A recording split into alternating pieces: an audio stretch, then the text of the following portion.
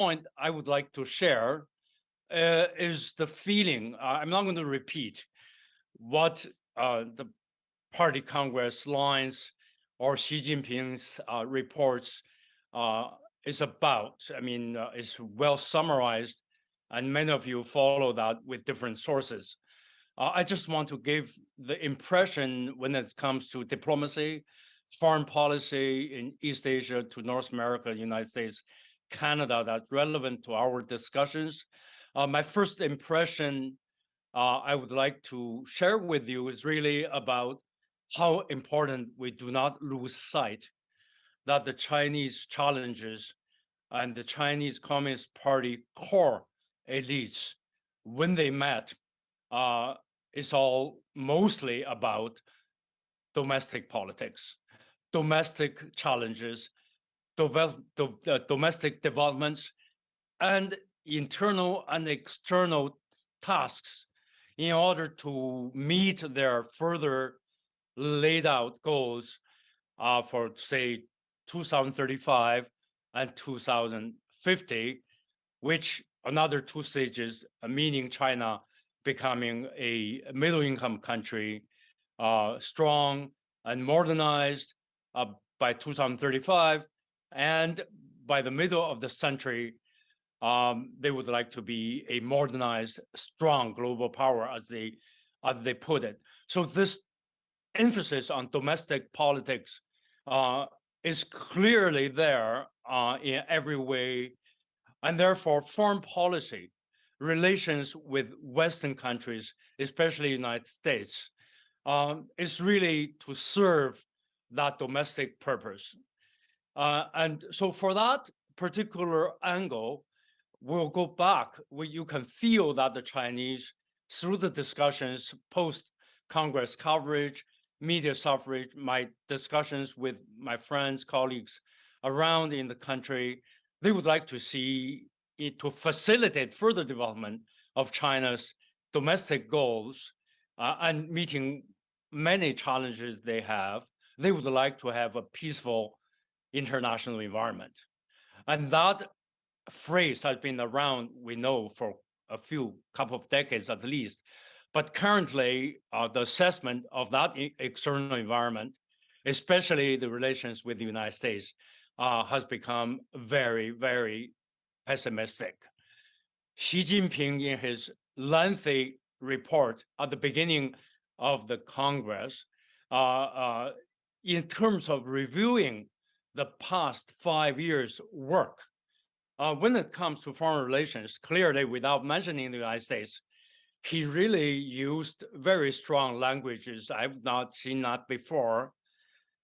He was saying that China in the past 5 years was facing blackmail, 讹诈, containment, 遏制, okay, blockade, 封锁, and extreme pressure, 极限施压.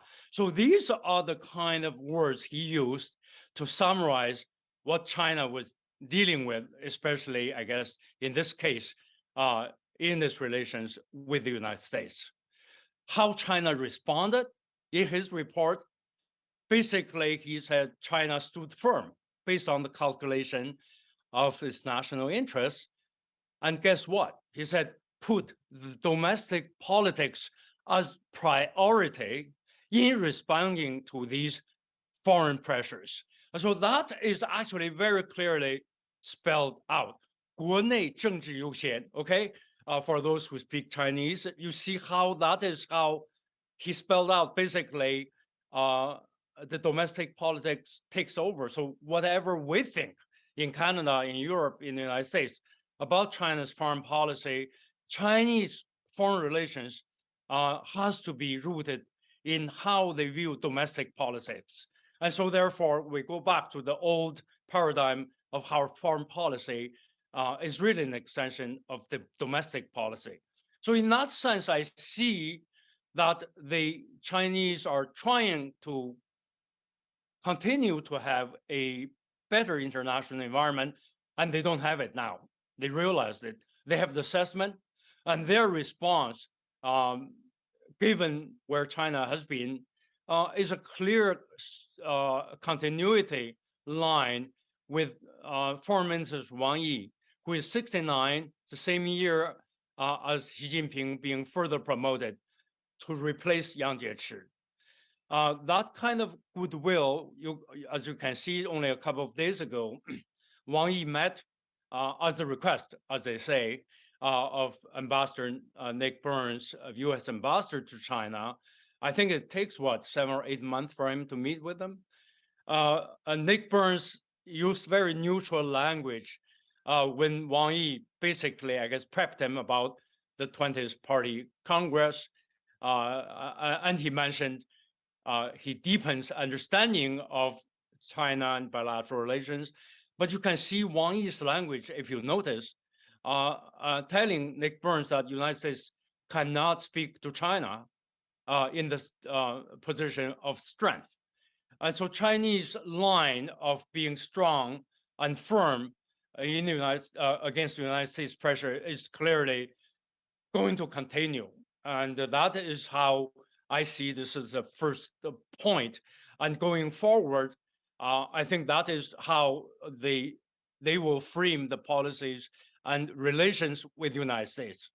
And where Canada is, it depends in this theme whether we line up with the United States to choose sides or we remain to be a bit neutral. And that is the Canada in contrast with the United States, we're extremely secondary if we're on the radar at all. But the United States is clearly the priority. But I think from the better international environment side of things, I can see China would not want to worsen relations with countries such as Canada, Australia, even UK, and of course, European Union. So that's my first point. BJ, I want to carry on and quickly to the second and third point. The second one, the first one is more like short-term to medium-term outlook as I see how the 20th Party Congress line out. The second point I want to mention, and my impression is this particular emphasis on looking and going forward about the Chinese development experience. What they don't use Chinese model, everybody else says about that, but Xi is clear. He kept his propaganda chief, Wang Huning, on the ideological side, basically saying China will travel on a different path from the West. And he kept, of course, in the Politburo Standing Committee, his organizational chief from the last one. That is the personnel continuity, and the rest of the 7 members all line up with his extreme loyal allies and his former assistants and secretaries. And that shows that China is clearly with this self-confidence.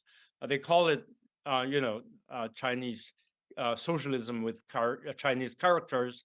And of course, they call it 大国外交, so with Chinese characteristics as well. The Chinese power, great power diplomacy with Chinese characteristics. And those are rooted, again, in a unique, very self-confident Chinese development experience, and they want to carry on.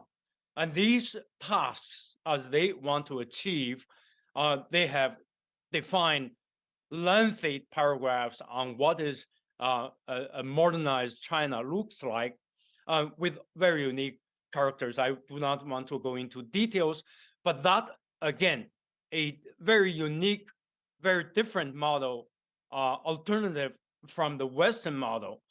Structurally speaking, would that become or being reviewed as an existential threat to the West, to the United States, to the past several hundred years, a Western-dominated development model based on free market and democracy, Western-style democracy, that is. And I see that is the very more fundamental issue that the Chinese and the West would pursue different paths. And that is something I don't have an answer here. I see the self-assertiveness, that I see the self-confidence, and I see the younger generation of diplomats will continue on this line of moving forward. And therefore, this is not something China will back off. And therefore, this systemic clash or challenge, I think we need to meet. And regarding this part, I was talking to some of the people, by the way, who are very pessimistic, very critical of the what's going on with the leadership's third term, and they see many of the reform things are being backtracked. But people are also on the other side, some of the very dominant elite members, academics, policymakers, are saying, yes, China's relations with foreign countries, especially Western countries, are down at the moment. They do not like that. They see the negative opinions in the West, but they also pick up, even among the most critical of China in Northeast Asia, in Anglo-Saxon democracies, as they call it, in EU countries, the younger generation, the 20s and the 30s, has a much more positive view towards China among all the negative views. Whereas in the third world countries in Middle East, Latin America, Africa, and Asia, overwhelmingly positive image of China. So they pick that up to back their own claims about China's image, China's friends, where they are, and how they move forward. And so she wants to talk about telling a better story. But I'm not sure, I will leave that second point there. I'm not sure how a good story or better story they will tell the world can resolve the systemic and development different models here that China is trying to break vis-a-vis the West.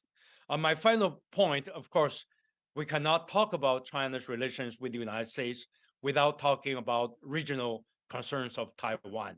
Taiwan issue, when Xi giving his report mentioning the mainland and Taiwan will unite, that goal will be realized. China will not give up using every means, including military ones. That's where he got the longest applause. And therefore, you can see the resolve here that if there's a danger, short-term, medium, or long-term, and China is willing to fight and try over Taiwan. And so therefore, that is the issue our forum and Canadian foreign policy and US foreign policy makers need to take very, very seriously. I do not see from my many times of conversations in the past couple of months in China, that there's any room to compromise. If anything, the Russian-Ukraine war, if it serves any purpose, it only strengthened the Chinese resolve to take Taiwan. And this is not something about the dream and the Chinese wanted to have reunification from 1949. They say that this is very much the great power strategic competition. Taiwan has to be back into China's arms in order for China to be a global power in terms of strategic positioning. And as simple as that. And so that's my thought. 3 points. I'm leaving it there. Bijian, I know you're running out of time. I don't know if I have time to take a couple of questions, but otherwise, I'm very good. And thank you very much for your time and everyone. Thank you, Wenran, for offering us your take. Unfortunately, we are a bit behind the schedule, so we don't have time for Q&A. We have to start the next session. But thank you for waking up very early your time. Thank you. Thank you. So we'll start in the next couple of minutes with the final panel discussion conference. Thank you.